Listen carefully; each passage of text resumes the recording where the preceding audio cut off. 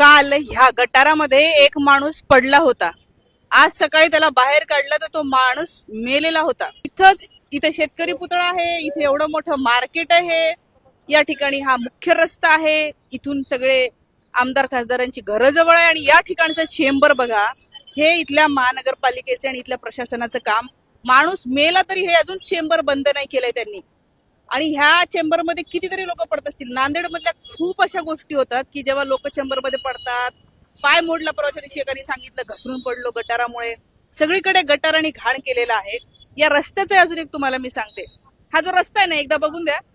हा रस्ता मोठा होता, 200 मीटर रुंदीचा हा रस्ता होता. त्याची रुंदी साहेबांनी कमी केली कारण की हे इथलं त्यांना कोणाला तरी द्यायचं होतं. तर हे बघा, रुंदी रस्त्याची कमी केल्यामुळे या ठिकाणी रस्त्यावर खूप मोठं ट्रॅफिक होतं आणि हे या ठिकाणी चेंबरमध्ये हे पडू नये.